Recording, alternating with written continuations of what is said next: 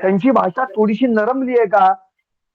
आणि ते जे आंदोलन आता पुन्हा एकदा सुरू करणार आहेत, त्या आंदोलनाची दिशा नेमकी काय असेल, या सगळ्याच गोष्टी जाणून घेण्यासाठी आज आपण या लाईव्ह मधून चर्चा करणार आहोत. आणि नेमकं मनोज जरांगे पाटील यांना काय म्हणायचंय, त्यांना त्यांच्या आंदोलनाची भूमिका पुढे कशी ते राबवणार आहेत, या सगळ्याच गोष्टींची साधक बाधक चर्चा देखील आपण करणार आहोत. आणि या चर्चेत माझ्यासोबत सहभागी होणार आहेत आपले टॉप न्यूज मराठीचे प्रतिनिधी संकेत देशपांडे.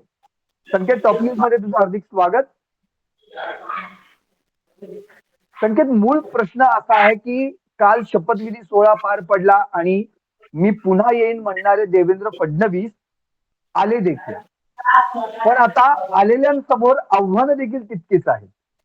आणि त्यातलंच एक मोठं आव्हान म्हणजे मराठा समाजाला आरक्षण मिळवून देण्याचं.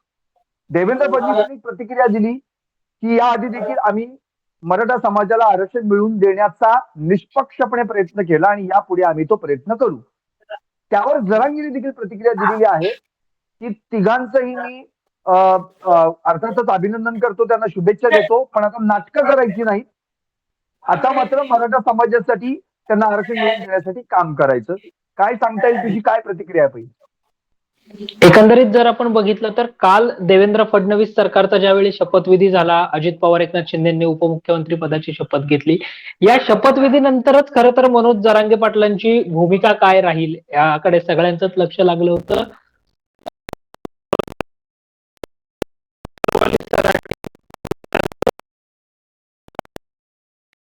माध्यमांना प्रतिक्रिया देताना असं सांगितलं की आता नवीन सरकार तर सत्तेमध्ये आलेलं आहे, त्या सरकारचं आम्ही स्वागत करतो, मात्र 1 महिन्याचा सरकारला अल्टिमेटमही देतो. 1 महिन्यामध्ये जर या सरकारने मराठा आरक्षणाच्या प्रश्नावर काम करायचं आहे म्हणजे ते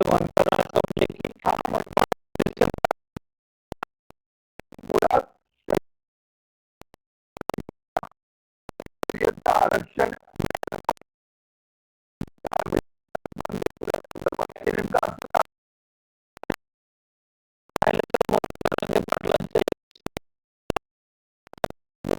चे निकाल लागत होते आणि महायुती स्पष्ट बहुमतामध्ये दाखवली जात होती. त्यावेळी मनोज जरांगे पाटलांचं एक विधान होतं, ते चर्चेमध्ये आलं होतं की आम्ही खरं तर मैदानामध्येच नव्हतो, त्यामुळं या रिझल्टशी मराठा म्हणून तसा आमचा काही संबंध राहणार नाही. आता जे सत्तेत आलेले आहेत त्यांनी मराठा आरक्षणाचा जो प्रश्न आहे तो कुठलीही कारण न सांगता आता सोडवायचा आहे. आज ज्यावेळी सरकार स्थापन झालेलं आहे, सरकार स्थापन झाल्यानंतर या सरकारनं जे आहे ते 1 महिन्याच्या आतमध्ये, कारण मधल्या काळामध्ये होताना पाहायला हिवाळी अधिवेशन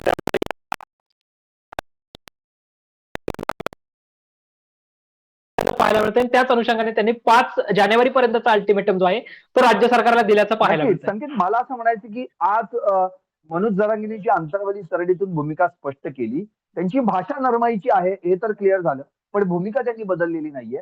2004च्या अध्यादेशानुसार तो लागू करण्यात यावा असं देखील ते म्हटले. शिवाय त्यांच्या इतर मागण्या आहेत, कुणबी आणि मराठा एकच, हे देखील क्लिअर व्हायला पाहिजे. तर ह्या त्यांच्या मागण्या ज्या पूर्वी देखील त्यांनी केल्या होत्या, तर आता तुला असं वाटतंय की त्या मागण्यांना आता आणखी तीव्र स्वरूप येईल असं तुला वाटतंय का एकंदरीत या सगळ्या गोष्टी?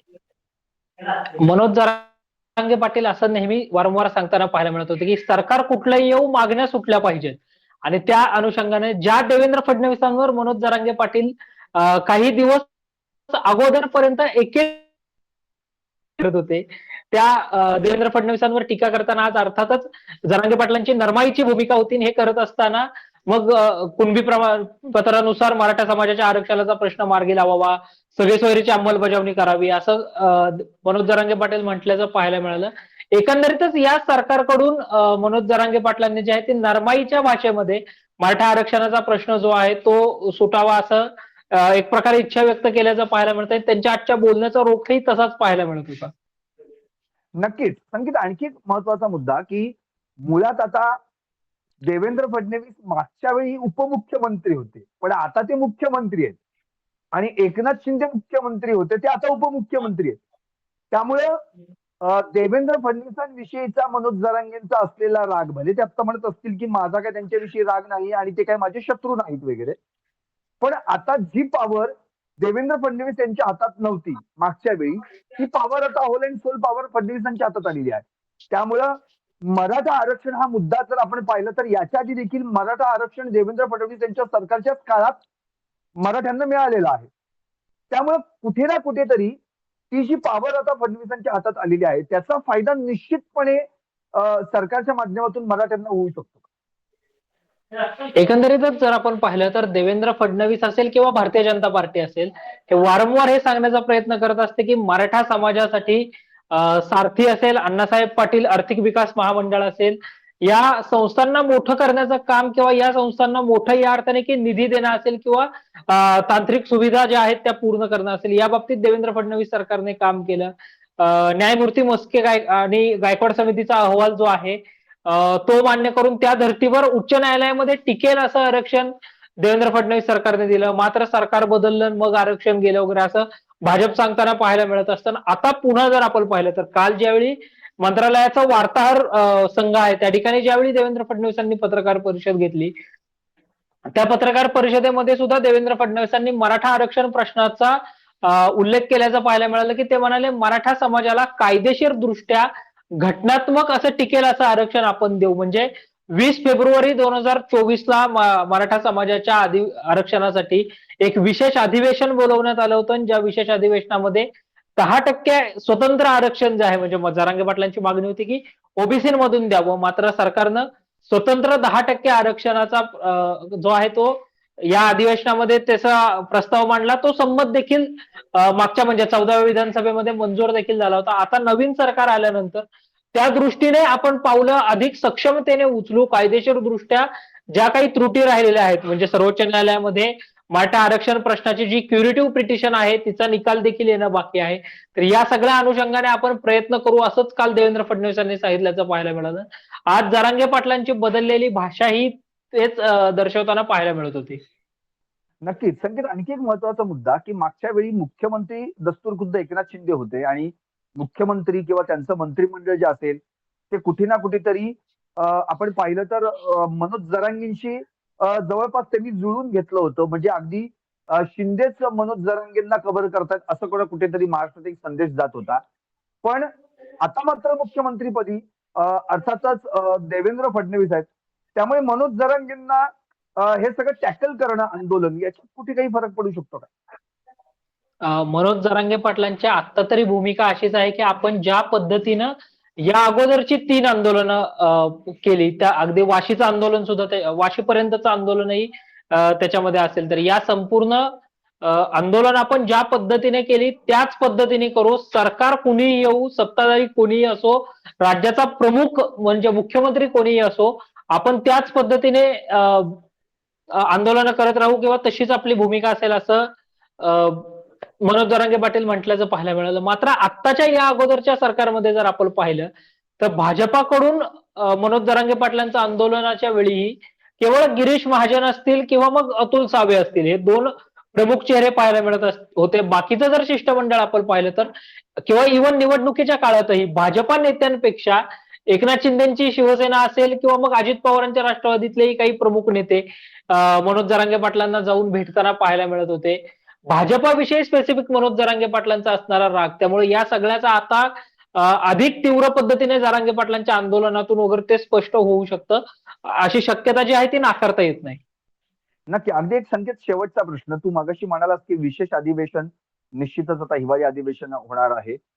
पण या अधिवेशनात कदाचित जरांगे जसं मागच्या वेळी 10%चं आरक्षण मराठ्यांना मिळालं, पण ते त्या म्हणजे एकीकडे ते सांगतात की माझ्यामुळे आरक्षण मिळालं, माझ्या लढ्यामुळे आरक्षण मिळालं, पण ते खुश नाहीत किंवा त्यांना ओबीसीचंच आरक्षण पाहिजे. मग आता या हिवाळी अधिवेशनातून देखील कदाचित त्यांच्या अपेक्षा असू शकतात आणि म्हणूनच त्यांनी अधिवेशन होऊ देत, 1 महिन्याचा वेळ देऊ आणि मग 5 तारखेनंतर ठरवू की आपल्याला नेमकं काय करायचंय. त्यामुळे कदाचित तो वेट अँड वॉच मध्ये आता मनोज जरांगे आहेत असं तुला वाटतं? निश्चितच मनोज जरांगे पाटील यांची वेट अँड वॉच अशी सध्या भूमिका असल्याचं पाहायला मिळतंय. कारण कालच शपथविधी झालाय, अजून मंत्रिमंडळ स्थापन व्हायचं आहे, खातेवाटप व्हायचं आहे. त्यामुळं या सगळ्या प्रक्रिया आणि नंतर मग नागपूरचं हिवाळी अधिवेशन साधारणतः 6 डिसेंबर पासून हिवाळी अधिवेशन सुरू होईल असं सांगितलं जात होतं. मात्र उद्यापासून म्हणजे 7 डिसेंबर पासून विशेष अधिवेशन जे आहे ते बोलवण्यात आलेलं आहे 3 दिवसाचं, ज्याच्यामध्ये मग आमदारांचा शपथविधी असेल किंवा मग विधानसभा अध्यक्षांची निवड असेल, हे सगळं होणार आहे. मग यानंतर हिवाळी अधिवेशनासंदर्भातली तारीख जी आहे, अधिकृत तारीख जी आहे ती जाहीर केली जाऊ शकते. आणि या अधिवेशनाच्या अगोदर मंत्रिमंडळाचा विस्तारही होणार आहे. त्यामुळं सामाजिक न्याय खातं कुठलं कुणाकडे जातं, त्यानंतर मग अनेक गोष्टी ज्या आहेत त्या ठरू शकतात आणि त्या अनुषंगाने मग मनोज जरांगे पाटील आपली पुढची व्यूहरचना करण्याची शक्यता आहे. तुर्तास तरी मनोज जरांगे पाटील हे वेट अँड वॉच अशाच भूमिकेत असल्याचं पाहायला मिळतंय. धन्यवाद संकेत.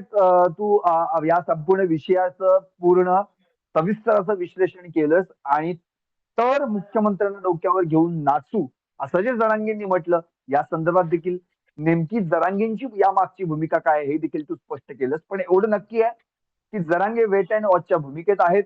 विशेष अधिवेशन जे आता बोलावलेलं आहे त्यानंतर होणारं हिवाळी अधिवेशन यासाठी ते थांबतील. आपला जो निर्णय आहे तो निर्णय सरकार आपल्या बाजूने लावेल का यासाठी ते विचार करतील, बघतील, पाहतील आणि अर्थात ते जर ते झालं नाही तर मात्र मग ते त्यांचं नेहमीच हत्यार, उपोषणाचं हत्यार उपसतील. हे मात्र यातून सिद्ध होतं. पाहत रहा टॉप न्यूज मराठी, आपला महाराष्ट्र आपली माहिती.